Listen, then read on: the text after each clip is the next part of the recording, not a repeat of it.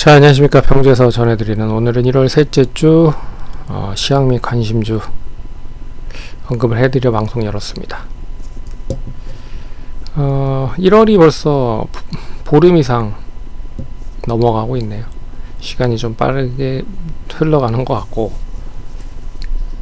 이제 구정이 다가오고 있습니다. 구정이면 이제 진짜 새해가 밝아오고죠. 그 전까지는 잘 마무리 오래 하시고, 계좌도 좀 풍성해졌으면 하는 바람입니다. 그럼 본격적으로 방송 진행하겠습니다. 우리 시장은 나름 좋게 이어가고 있죠.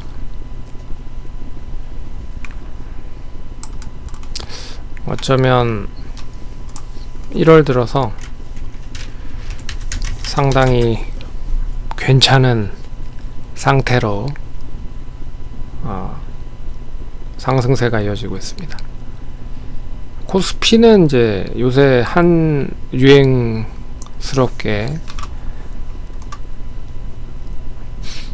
말하고 있는 이제 전자닉스가 끌어주고 있고, 그리고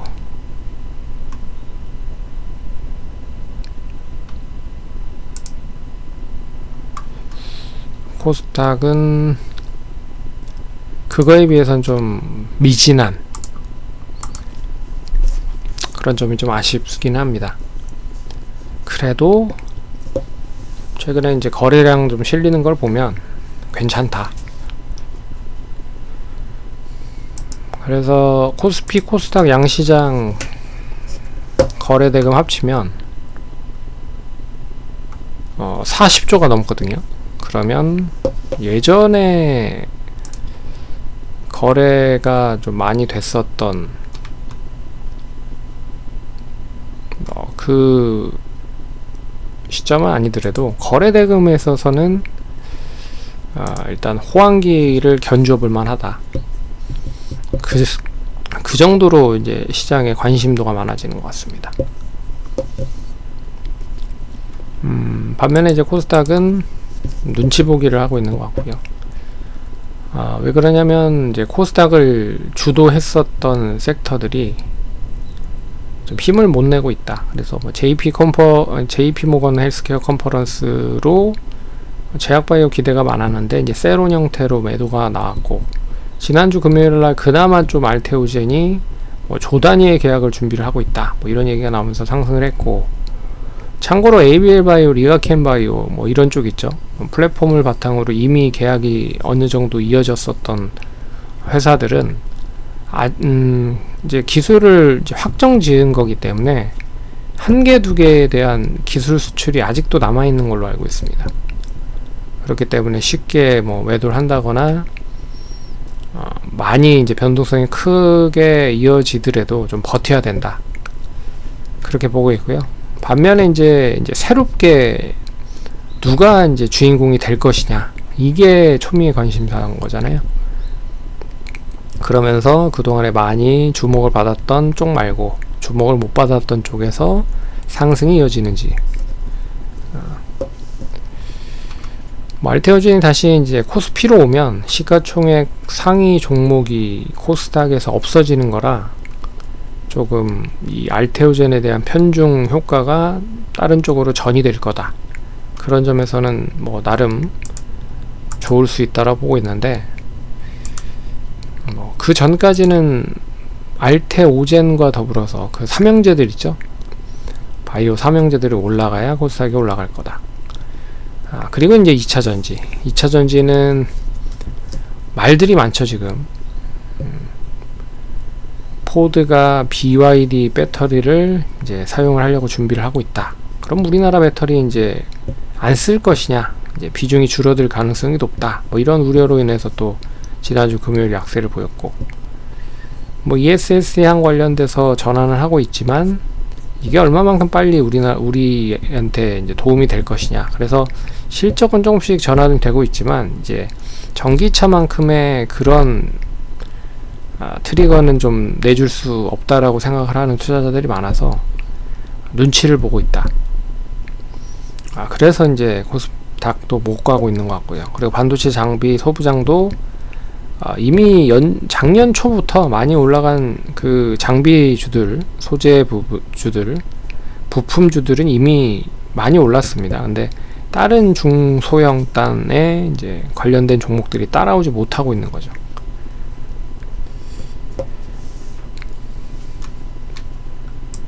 그래서 좀 그렇게 되고 있고, 거기에 또 뭐 하나 말씀드릴 수 있는 거는 이제 이 조방원, 기존에 이제 코스피에 중점이 되어 있었던 이쪽의 섹터가 결국엔 이제 코스피에 주된 섹터였기 때문에 또 코스닥이 못 가는 이유 중에 하나죠. 그래서 이거는 언제까지 이렇게 갈 것이냐 물어보신다라고 하면, 이제 하이닉스가 4분기 확정 실적을 29일날 발표를 한다라고 했습니다. 삼성전자도 월 말에 발표를 한다라고 해서 그 시점까지는 이제 굵직한 실적들은 웬만큼 큰 기업들 위주로 잠정 실적과 확정 실적을 골고루 2월 중순까지 낼 거다.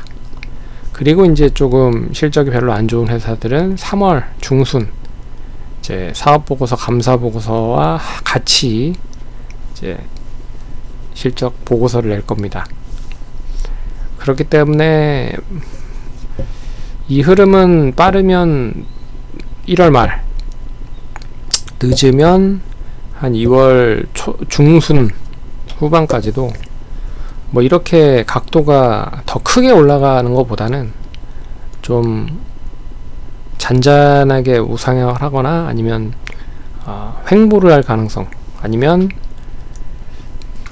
저는 이제 횡보나 아니면 이제 잔잔하게 조금 박스를 그릴 수도 있을 거라고 보고 있습니다.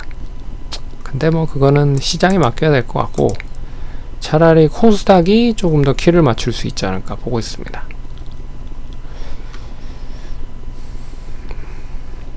그리고 미국의 지금 다우존스와 나스닥을 보면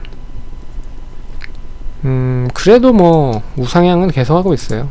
미국은 베네수엘라 침공이라고 해야 되죠. 침공을 했음에도 불구하고 별로 제재가 없고, 또 그린란드를 또 편입을 하려고 준비를 하고 있고, 그래서 그린란드가 이제 덴마크령이기 때문에 유럽의 한 8개, 9개 국가가 덴마크, 그린란드로 이제 군대를 파견한다라고 했다.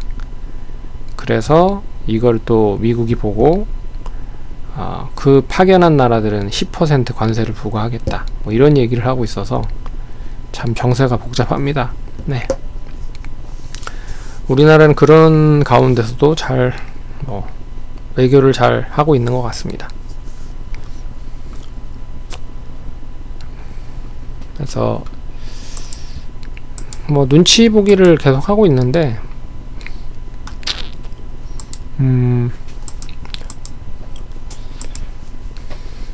그게 또 어떻게 이제 바뀔지는 좀 지켜봐야 될 것 같습니다. 이번 주에 언급을 해드릴 종목은 지난주에 주성 엔지니어링을 얘기해드렸는데요.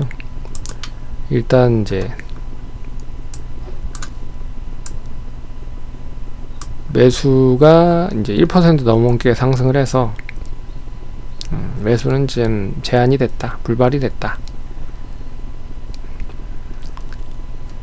이번 주에 발표할 종목은 BHI입니다. BHI. 다들 많이 아실 거예요. BHI는 이제 원전 이제 배열화수 보일러 쪽과 가스 터빈, 그리고 원자재, 원전 기자재 뭐 이런 쪽에 수주를 상당히 좀 많이 하고 있는 업체입니다. 25년도에 1조 5천억, 그리고 25년 말에 수주 잔고가 2조 5천억. 수주에 대한 걸로 계속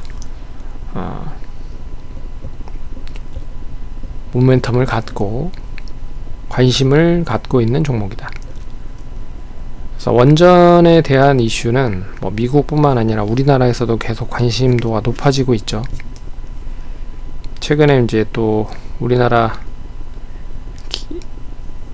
정부에서 이제 고리 원전에 대한 것도 폐쇄보다는 계속 연장을 하겠다. 그리고 신 에너지 관련된 정부의 의지가 원전 2기와 SMR 한 기를 추가적으로 개발할 수도 있다. 뭐 이런 얘기가 나오면서 또 기대감을 또 갖게 하고 있습니다. 근데 원전의 탑픽은 역시 두산 에너빌리티와 BHI가 탑픽, 거기에 이제 현대건설 정도, 그 세 종목이 아마도 이 ETF, 우리나라에 상장되어 있는 원전 ETF의 주된 핵심 종목으로 비중이 가장 많이 차지가 되고요. 그리고 나머지가 한국전력 관련된 종목이 따라 붙는지, 그리고 밑에 단에 이제 소형주들이 이제 따라 붙는지, 그게 관건이다. 그래서 원전주를 굳이 산다라고 하면 두산 에너빌리티와 현대건설 정도는 탑픽으로 보고, 거기에 이제 BHI와 한전그룹이 속해 있는지, 비중이 그 종목 두 개가 이제 별개로 좀 차이가 있다. 핵심은 현대건설과 두산 에너빌리티는 어느 정도 비중을 확 가지고 있는 경우가 많다. 그렇게 보고 있습니다. 근데 BHI는 원체 수주가 많아서 좀 관심 있게 보면 좋지 않을까 보고 있습니다. 그래서 매수가는 58,500원에서 59,500원, 1차 목표가 62,100원, 2차 목표가 65,500원, 손절가 55,200원 제시를 해보겠습니다. 네, 그러면 다음 주에도 성공 투자하시고 주말 잘 보내시기 바라겠습니다. 감사합니다.